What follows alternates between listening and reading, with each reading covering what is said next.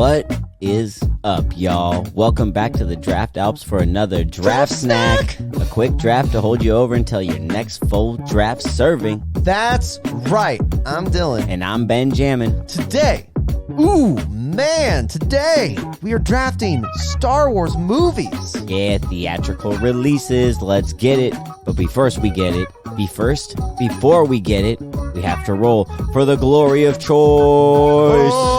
Oh, here we go. Oh my God. Dylan with a fat roll. I got a 4. Dude, you roll low every week. I honestly cannot tell you what's happening. Here we go. This is so frustrating. Oh. That's fucking 20. God damn, dude. I'm actually... Glory of choice. Like, this is like if Han shot first, but, like, got killed. Like... Jesus Christ. I mean, if you were going to pick, who are you going to pick? Like, if you had the glory of choice, would you have been first or would you have been second? I would have been first. Yeah. Yeah. You're that passionate? Yeah. I mean, we both know what has to go first. I think the whole Star Wars community probably knows what has to go first, except for like the fringe kind of dweebs out there. What if I go first? Well, I mean, what if I just go first? I mean, I feel like you've gone first every single draft. You can go first. Just about. I'm going to go first. I'm going to upset the community. Oh, my God. Why not just go first and upset them from the bat? There is a clear number one McDonald's pick, greatest Star Wars movie of all time. And you know what it is? What is it? Episode 1. Wait, the fucking Phantom Menace? Yeah, baby. No! Let's go. I'm pulling a Dylan pick. No! Phantom Menace. You're full of shit, dude. You don't have every other Star Wars without the Phantom Menace. Why? Because everything starts there. Okay, so Dave Filoni, there's this interview with him, and he explains it better than I ever could. But like when you listen to him explain how important this movie is, you realize like, oh shit, like there is so much writing on everything. Like on it, like Anakin being found by Qui-Gon, him not being trained by like the Jedi proper. He's going to be trained by Qui-Gon. Qui-Gon is this father figure that he doesn't have. Like that music composition by John Williams, The Duel of Fates. Like it is literally the fate of Anakin Skywalker. Like, is he going to be the Jedi Anakin Skywalker, or is he going to fall to the dark side? And because he loses Qui-Gon, who was his like father, right? His brother, who is Obi-Wan is more of a brother figure than a father figure. His brother begrudgingly has to take him on, and he didn't even want the kid, right? So the relationship is already, like, the dynamic is not right for Anakin to succeed. Is he the chosen one? Arguably, yes.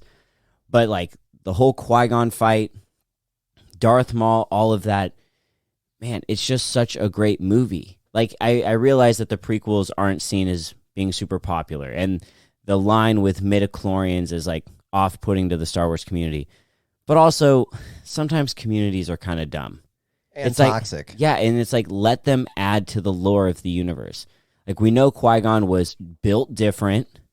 We know he was a little, like, especially, like, they always say the colors of the lightsabers, like, correspond with different orders within the Jedi Order or something like that. I don't know. Loose fan. I'm not going to say I'm, like, diehard, but...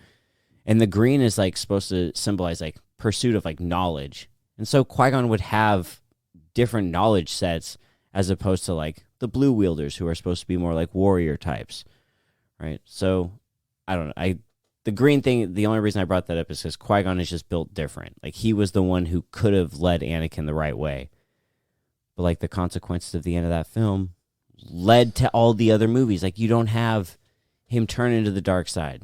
Like, all of that's way different. I just think that's an important movie. I mean, listen, Obi-Wan is one of my favorite characters. He and Ahsoka Tano are probably my two favorite characters in Star Wars canon. Yeah. But Obi-Wan did a shit job, like, raising Anakin. Awful. Because, just like you said, he was hesitant. He didn't want the job. He didn't think Anakin should be taken on as an apprentice. He was worried about it. And he was too soft on Anakin, right? Qui-Gon wouldn't have put up with any of Anakin's shit. Yeah. Probably. Because he's a father figure. So, yeah. I see your point. I do. And you know what? Phantom Menace, I think that is a movie with a lot of great parts. And the sequel trilogy looks great on paper. It's just like the execution. You know? And I feel like it's the product of when it came out. You think it's so? Coming out in the early 2000s. They're trying to do different stuff with like CGI. Because the first run of Phantom Menace, Yoda looked awful. Like they tried to do him as a puppet, but he was brown. He didn't look anything like he used to, like how he did in the old movies. Mm-hmm. And in the new ones, the remastered ones, they CGI'd him, which is better. Yeah. But still, I mean, yeah, does it have its flaws? Of course. The old movies aren't perfect either. Like, I'm not going to sit here and have someone say, like, oh, you know what? Empire Strikes Back, definitively the best. Like, the lightsaber fights, the Luke, I'm your father, like, whatever. Yeah, that's all dope. But the lightsaber fights suck. The prequel trilogy, those lightsaber fights are all badass. They're choreographed. How did George Lucas not choreograph that shit in the 70s? Because the technology wouldn't be able to keep up with the swords moving that fast. Is that really why? I mean, that's what I presume. I just thought it was not. It's lazy if not. Yeah, I guess that's true. I don't know. I will say, I mean, we're not onto a separate movie yet. But I will say, as the original trilogy progresses, like, yeah, choreography in that first movie in New Hope sucks ass. But by Empire, I actually think that fight scene's pretty dope. Now, we will touch on Empire. Someone's going to draft it, but I don't want to spoil things yet. So we'll get to that. It's your pick. You can go. He's like, and with the next pick, I'm going to pick Empire. You know what? I have 2 picks. So I'm actually going to pick my favorite for the next pick since the first round pick is done. Like, why not just shake things up? I'm actually going to go with A New Hope for this one. Okay. And here's my reasoning. Listen, you referenced John Williams. Dude, if we're going to talk about John Williams, we have to go back to A New Hope, to the Duel Sunrise. Yeah. Holy shit. I love Star Wars, and I mainly love it because of that first movie. Like, you've got just this kind of like bratty farmer kid on a desert planet in the Outer Rim. And you know, like you can identify with him because he wants to get out. In that scene, like I'm actually getting emotional right now. In the scene where he looks at the Duel sunset and John Williams' score hits, I mean, that's they constantly come back to that throughout the entire run, all 3 trilogies. They revisit that idea. In fact, they come back to it at the end of Last Jedi when Luke dies. We can talk about that later if someone drafts that, but like, it's a perfect, like the way that arc works, it's beautiful. And it actually, that's the only point, like those are probably the 2 points in the Star Wars movies where I cry. It's beautiful. And not only that, but you meet like the rapscallion Han Solo, right? You meet old Ben Kenobi. The brazen princess. Yep. Right. And I don't know, just the way they introduce this perfect, like cadre of characters. My God, it's a perfect adventure movie. It really is. People will say, "Oh, Empire, the cinematography, it's great." Don't get me wrong. Empire is amazing, but A New Hope, like it ushers in kind of the themes that we're going to see, the hero's journey, right, or the failure of the hero's journey in some cases. Yeah. Right. I mean, is Star Wars really like a hero's journey or like the failure of it? I don't know. It's an interesting question to ask, I think. I think that's a solid pick. Yeah. So, A New Hope. Great pick. Well, it's right back to you. You get 2 in a row. Damn. Round 2. Joining the New Hope. Well, so, okay. You started out with Phantom Menace, right? Okay. Yeah, and if I'm being honest, that is like my favorite one too. So we both picked our favorites. So now I'm honestly going to pick favorites over community favorites. I will go with probably I have to think like you've got 2 picks after this. There are so few movies that we're gonna step on each other's feet. I know, and I don't want anyone stepping on my feet. Listen, I don't want your feet aren't that big. So. They're not that big. Okay. I'm gonna have to go with a personal favorite that I think you like. When I do a rewatch, this is actually the movie I watch before A New Hope now, no matter what. Fuck. Yeah, I know. Fuck you. Damn it. I know. I'm going with Rogue One because it's perfect.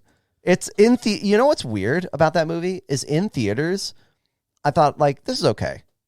But then I saw it once it came out on streaming, and I was like, damn, this is really good. And then every time I've seen it since then, I've become more fond of that movie. Rogue One is brilliant. First of all, they capture that like dirty aesthetic of the Star Wars universe where it's like, yeah, they have a bunch of advanced technology, but it seems kind of inconsistent as to what people have access to. Plus, they're still using some analog, like computerized technology and whatnot. And they capture that. It's not clean and sleek like the old Republic prequels, right? They capture that dirty Empire era aesthetic.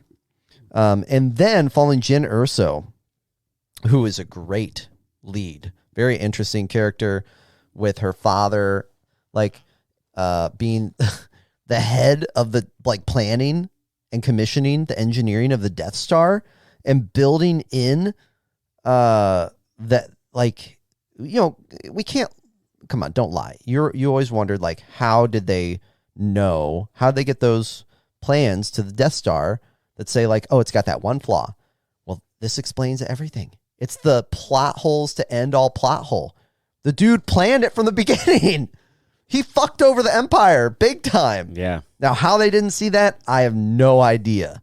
Right? There's no oversight. He was really high up. He was. And they clearly didn't have anyone nearly as good as him. Right? They were so desperate to get this guy back, they killed his family. They went and searched for him and then killed his family. He like hid on a farm, probably in the Outer Rim. Yeah, that movie. And then again, just like A New Hope, you get a perfect like group of a cadre of unique individuals who, with their own characteristics. Now, I would have liked a little bit more character development for them, but it's ultimately they all die in different ways, and it's devastating each time, right? I became particularly attached to the robot. What was his name? Oh, K2SO. Yeah, K2SO. He was awesome. He was really good, and yeah, and so you think what I love about the movie is you think that they're actually going to succeed, and then they don't. Well, they do, but they don't. They do succeed. You're right. They succeed, but it's bittersweet. They fail. Like they fail to survive. Yeah, it's really bittersweet. So Rogue One, it's my second favorite Star Wars movie, and I will stand by that and I'll pass it to you. Well, then that's an easy layup for me. The fourth pick in this draft is the number one Star Wars movie of all time, Empire Strikes Back. Hey, take it. Someone had to. Have to take it. It is the best one. You're introduced to so much more. I mean, there were a lot of problems with The New Hope. The New Hope, yes, it's inspiring. That dual sunset, iconic. But there's a problem. Like, Darth Vader, who's we're told is this bad guy, never actually encounters the main protagonist of the film, Luke Skywalker. Like, they don't interact with each other. They're running around having their own kind of like stories happen. And so the convergence of these two in this movie is big. The dynamic in that mind-blowing moment, if you're not German and you're like, oh shit, this guy is this guy's father. So crazy. And you're also starting to get that budding relationship between Leia and Han, which is going to lead into more stuff later on in the next trilogy, you know? So, fuck, we get Yoda in this movie for the first time. Yeah. We start to see Luke use the Force in ways that we didn't know the Force could be used. I just feel like it's definitely the best, like, thinking about it. The cinematography is great. Shit, the planets that they go on, the worlds that they explore are so unique, so crazy. Dagobah, Hoth. Where else do they go in this movie? Did they go to Mos Eisley? No, well, No, that's in the no. first one. That's a city. Hold on. What's their rebel base? Where? Well, their rebel base starts in Hoth, and then it gets raided, and then they leave. The second one. Oh, you're right. Oh, it's in Cloud City. Oh, see, you get Cloud City in that one Cloud too. City, God yeah. damn. No, you get a lot of really cool locations, but it doesn't feel rushed. No, it doesn't feel rushed. Like you get a lot of cool. You get a lot of cool locations in the 9th movie too, but it feels rushed. You get Boba Fett. Yep. You get Carbonite. Man, this movie has it all. Damn. It does. This guy could have taken this first. Would you have taken episode 1 if I didn't take it first? No.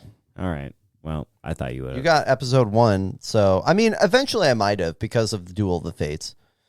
No, I mean, and how about that scene where on Cloud City, Leia and Han, like maybe Leia suspects something's up. She does, but they think they're going to dinner, and then Darth Vader's there. Yep.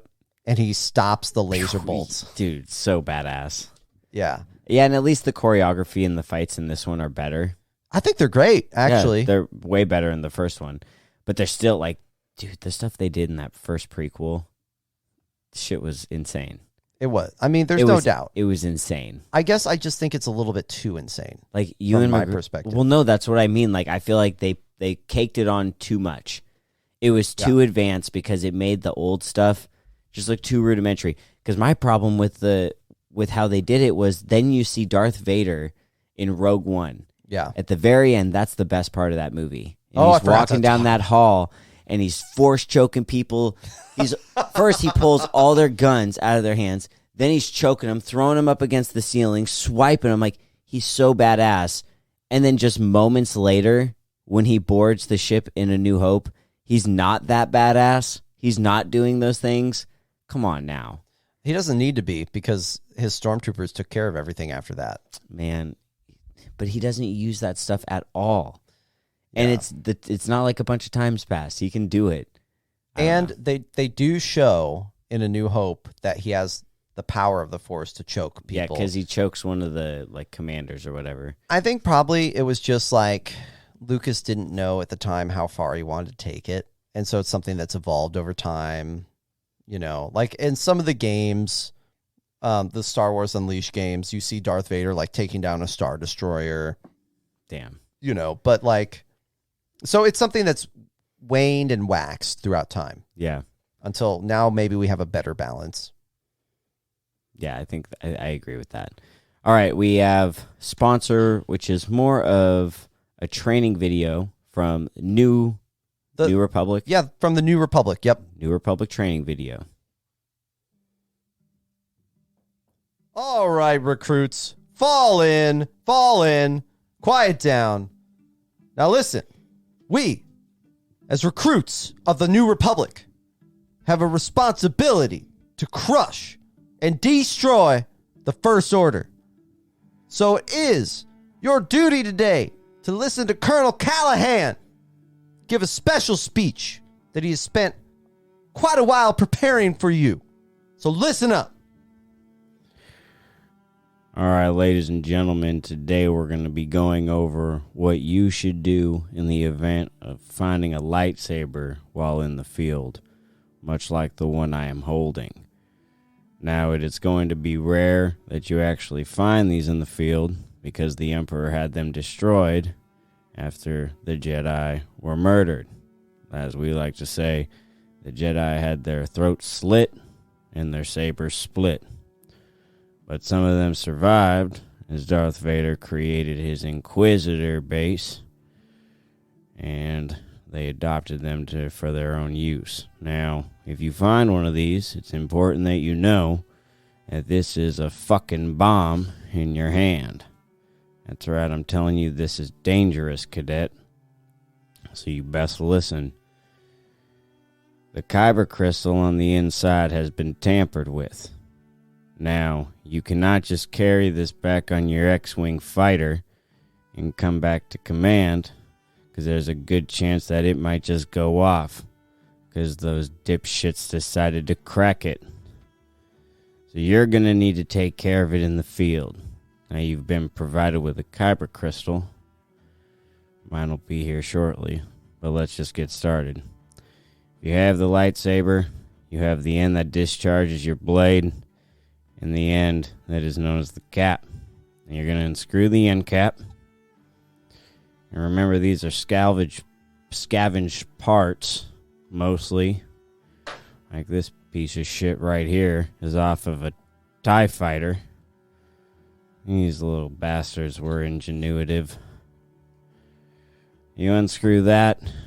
You unscrew the top jangle. And then you can discharge the igniter and the crystal. Now be careful, because that crystal can and will blow in your hand.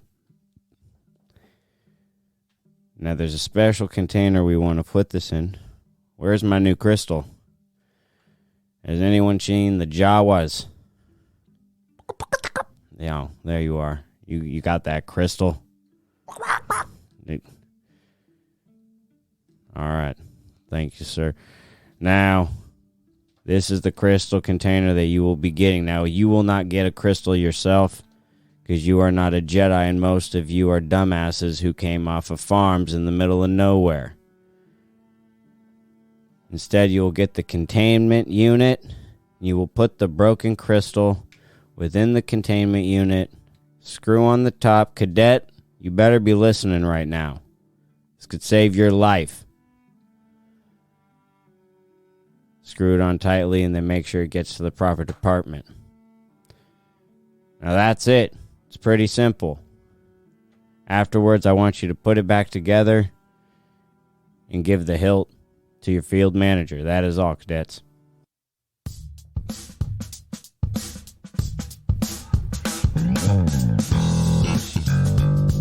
Round 3.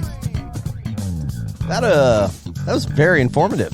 Very informative. If we ever find a lightsaber, we can take the crystal out and send it to the proper places. Yeah, I didn't know that I had a potential lethal weapon in my hands.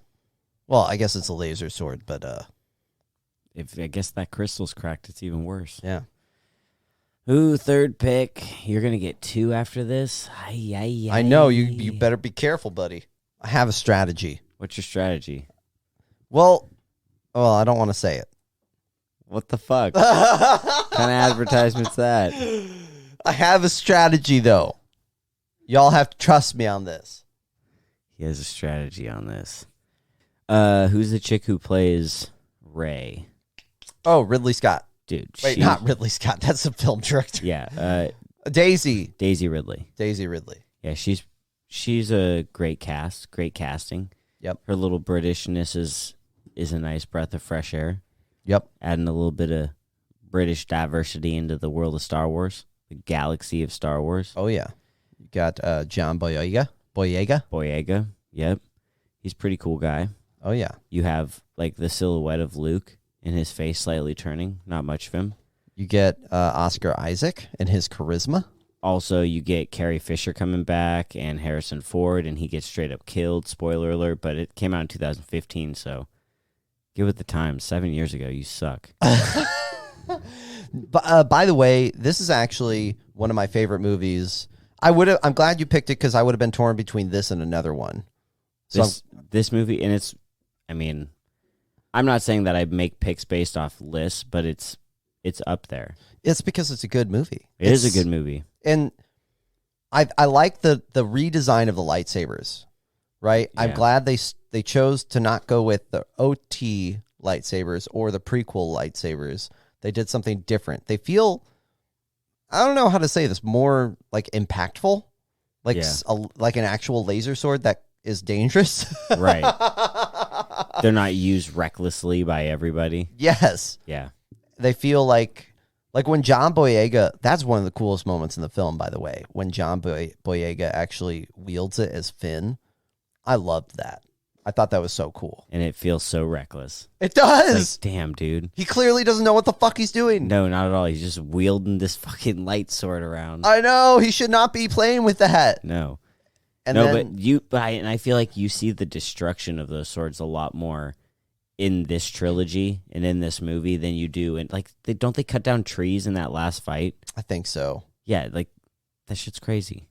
Yeah, and lots of like the characters get cut up a lot too, a lot more than in the other movies. Harrison Ford, dude, Han Solo, the man himself, murked. Dude, that's that scene, by the way, where it has the far away shot of him walking down the bridge. Mm-hmm. I love that. I love that scene. I rewatched it recently, and I don't know if you've noticed this, but when Han Solo meets his son Kylo Ren on that bridge, like, first of all, from the faraway scene, the light, you can see like Rey and Finn at the top, and the light shining through onto him, like in a shaft of light. And then when you zoom in close, at first, there's both blue and red on either side of the screen. Yeah, it's dope, and it's on Kylo's face. And Yep. it's like, which side is he going to pick? Yep. And you don't know. Yeah. And you think maybe he's like actually going to switch sides, and then he fucking narcs his father. Yeah, he's such a bitch. And the whole screen turns red. It's fucking nuts. Yeah. Awesome cinematography. Beautiful. Cool. Third pick. Your go. All right. Well, I've got two more picks, so I'm not really worried about what I get here. I'm going to have to pick The Last Jedi for the sequel pick. I think it's a great film. I'm going to be honest here. All right. And we'll have to shake this out somehow in the duel, but I actually like The Force Awakens better as a favorite. But if I'm going to go with something artistic, I think The Last Jedi is a better artistic choice just because of the direction of the filmmaking. And specifically with the struggle that Rey undergoes in the film and also the like direction they take Luke in. I know that was just like you talked about, like how not everyone likes the sequel trilogy in the first film because of like midichlorians and stuff. This film, The Last Jedi, is very divisive. Yeah. Very divisive. So much so that Disney changed the entire course of where the trilogy was going to go, most likely because of it. We will probably find out more about that in like 20 years. Maybe. Anyway, so Rey has a bit of a struggle on her hands as to her identity. And so one of the really cool things that happens throughout the film is her and Kylo Ren get this connection through the Force where they talk several times. And you get to hear Kylo Ren's perspective of what happened at that Jedi temple. And before you get to hear Luke's story of what happened and why the Jedi temple failed and why Kylo Ren fell to the dark side. And I think that's interesting. I also think it's an interesting way to develop a connection between Rey and Kylo Ren when they're clearly in two different places. Pretty cool idea. Also sets up, because at the beginning, Kylo says, like, you can't be doing this. The force it takes would kill you. Like, it sets up the future, the end of the film where Luke astro projects across the galaxy. Yeah. And it kills him. So that's pretty cool. Luke, kind of angry, resentful hermit, does not like the Jedi. And actually, for the first time, I love the little speech he gives about how the Jedi, at the height of their powers, allowed Sidious to rise, right, and destroy them and take over the galaxy and form the Empire. Wow. Like dumbasses. I know. It's so crazy that he just lays it out. Like, yeah, you're right. You're right, dude. Maybe the Jedi shouldn't exist. You get to see Yoda, and Yoda's like, he feels very much so like OT, like original trilogy Yoda instead of prequel Yoda. I still feel like his face dimensions are way off in the new ones. Really? He looks way more Muppety. Yeah, His well, eyes look too nice. I think, yeah. He's got more anime-ish eyes. Okay, yeah. But, I mean, I think he was a puppet again, wasn't he? Yeah, he was. I'm just saying, like, his face dimensions weren't the same as they were. I don't know why they have so much trouble making it like it was in the original. I don't know. Like, goddamn, look at a reference picture. Yeah, I don't know. And then I'll say a couple more things. So the scene in the cave on the island, Rey goes to the cave because she feels pulled there when Luke is trying to guide her to the Force. And Luke was scared about that. Rey goes to find out more. It mirrors what happened in Empire, actually, where Luke goes to the cave. He's scared about it because he went to the cave. Yeah. Right? And he brought his lightsaber. Rey goes, and she goes looking for something. And what she sees is herself. Right? That's all she sees. I thought that was very, very interesting. And then Rey's parentage as well. Kylo Ren. It has one of the coolest fights in the whole series between Kylo Ren and Rey fighting the Snoke's elite guard. Yeah. And then Kylo tells her, like, your parents were no one. Which was such... Like, that hit me hard. I think I actually cried during that scene. I was like, God damn, Rey. Like, she put so much stock into who her parents were. And they're just fucking no one. They're no one. It's okay. It's fine. You're a force wielder. Unfortunately, Disney chose retcon that shit. to retcon that and made it basically not meaningful, but at the time it was very meaningful.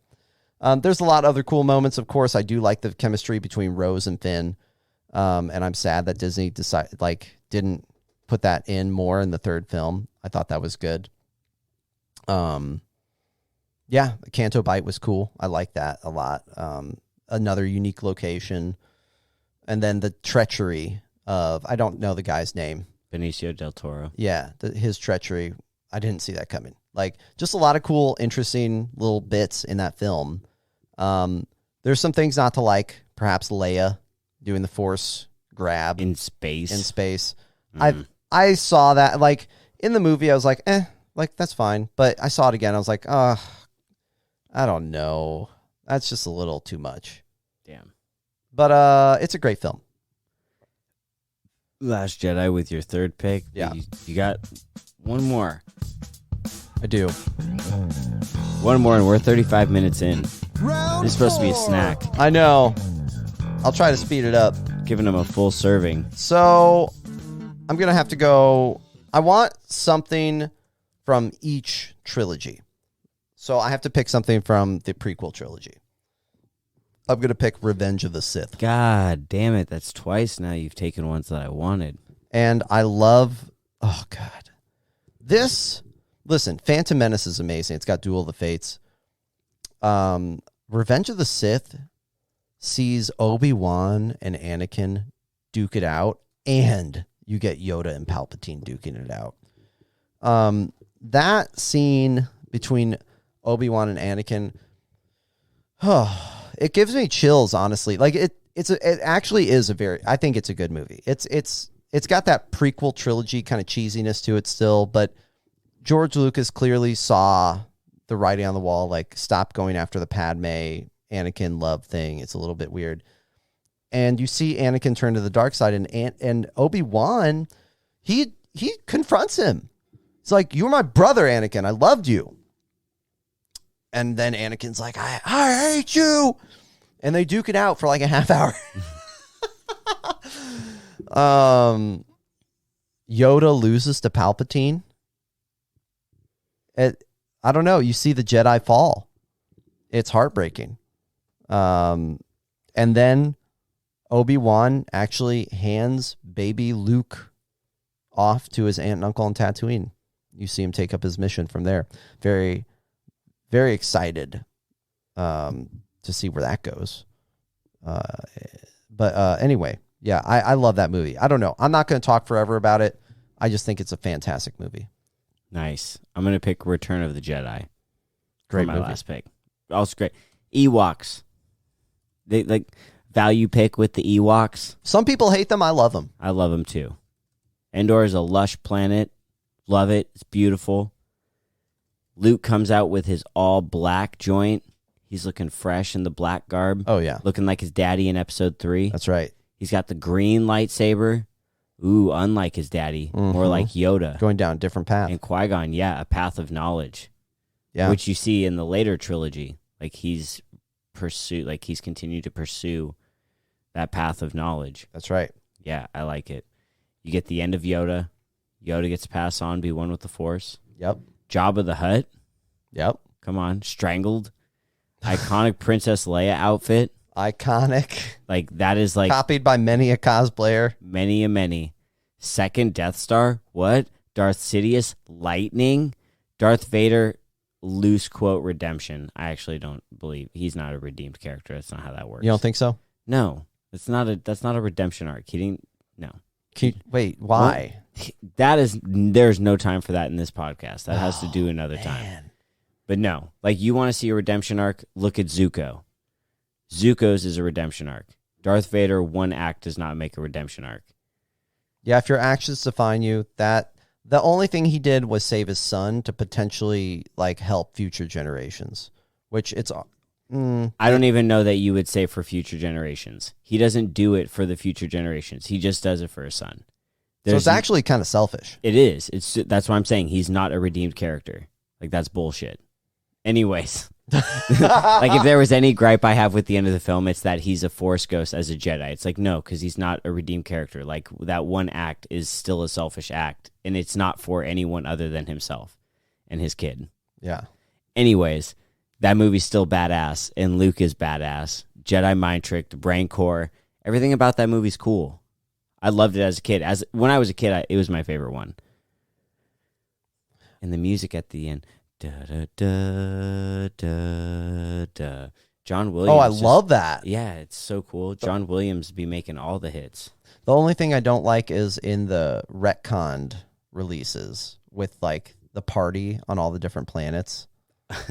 I'm like, would they really be partying though? I'm indifferent. I'm like, yeah, the Empire's done. Let's go. But party it up. Look at all our resources that we're going to waste right now. Some of those core rim planets, wouldn't they like have more stability overall? Okay. Oh, you know what? Never mind. We will look more into that in a future Star Wars series draft. Yeah, we'll have to debate that later on. Yeah, we'll have to debate it, but that's the full team. Wow. Full squads. Damn. Yeah. I can't believe it's over. Is it? Is it? Oh, shit.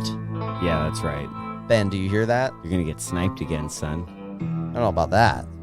I always know about it. I mean, listen, I've been practicing my laser draws all week. Pew pew, yeah, but you always wear that stupid stormtrooper helmet, so I know you can't see for shit. Listen, I'm like Han, I shot first. Greedo ain't got shit on me, and you're Greedo. Oh, that's cold-blooded. I'm not Greedo. Greedo had them beady little eyes. That ain't my style. You don't have beady little eyes. Certainly do not. You've got to go first. Oh, I'm going first. Yeah. All right. Let's go. Where's my whip? There we go. All right. Listen. A New Hope beats Phantom Menace hands down. Listen, I've got dual sunsets. I've got the introduction of the original cadre. Phantom Menace, yeah, okay, you got like pod racing and Duel of the Fates, but it's also kind of like a long, drawn-out movie, and you have Jar Jar Binks. Jar Jar Binks does suck. I'll give you that. But everything else is just not true. The fourth movie is clunky. It's slow. It doesn't move quickly. You don't really know where it's going. The main bad guy isn't even a main bad guy. He doesn't even interact with the main good guy. It's a bad movie. Does it set everything up? Yeah, it does. Does it look cheap in the process? Yeah, it does. Is the lightsaber fights whack? Yeah, it is. Phantom Menace crushes it. Lightsaber fights, point. Pod racing, clutch. The Naboo fighters, so clean. Droid armies, Jedi, dude, get out of here. First round goes to me. Well, don't forget, I've got the run on the Death Star at the end. Lest lest you forget about that. It's not even that impressive.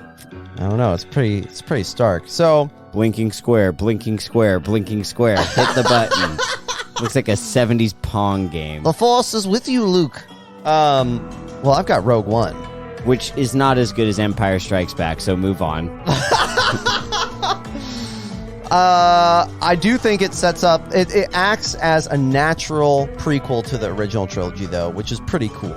It's cool, but you didn't need it. Empire beats its ass. Go on to the next one. All right, Last Jedi. I think it's superior to The Force Awakens in terms of an artistic vision. It has better lightsaber duels.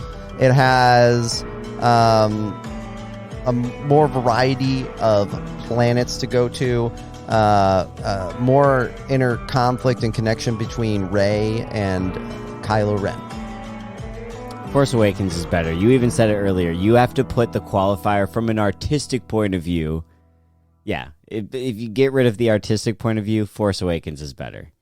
And Revenge of the Sith, come on, dude. We get to see Obi-Wan fight Anakin. See, the problem is when you started the duel, I try not to go like round by round when I'm comparing. Because in this case, I really do think I kicked your ass in every round just because of what is matched up. First round, arguable. I'll give you that, first round. But the second round, Empire versus Rogue One, Empire wins. Force Awakens versus Last Jedi, from an artistic point of view, you might have something, but from a general point of view, Force Awakens kills it. Then from the last one, Episode 3 and Episode 6, shit, dude, that might be a wash. But that sandwich... I mean, because those are both good movies. I like them both equally. They both have really great things. They both have kind of little pitfalls. No.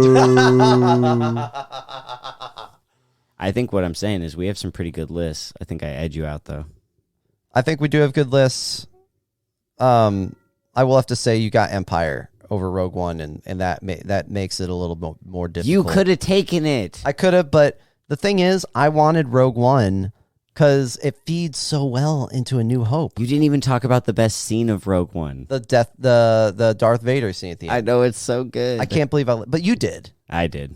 Yeah. I had to recover that for you. Well, we picked clearly the best Star Wars films. Yeah, those other trash baskets can just stay there. Like, that's right, in the basket. If you thought Attack of the Clones deserved to be on this list with all those gross romance scenes, you are wrong. Oh, yeah, get that bullshit out of here. Like, we're not like Star Wars hardcore fans, but we know better. Yeah. Also, get that Rise of Skywalker bullshit out of here. Oh, we don't even want to talk about that. Or the Clone Wars animated film with stinky Jabba the Hutt's son, I think? I don't know. I didn't see it. What we do want to talk about is big thank yous. Thank you for listening. As always, we appreciate you taking time out of your schedule to listen to us. This one went a little long for a snack. This is definitely outside of the regular, but we obviously have a lot to say about Star Wars. That's right. Remember to follow and subscribe to us on social media and wherever you stream your podcasts. We do appreciate you listening. And share, please share with people whom you converse with. Also, send us emails if you have any suggestions for topics, or if you have any funny stories about doing drafts of your own or sharing things about the draft and getting feedback. I don't know. Just send us stuff. rounddraftmore@gmail.com. That's it. We'll see you at the big draft later this week and back here for more draft snacks next week. Peace.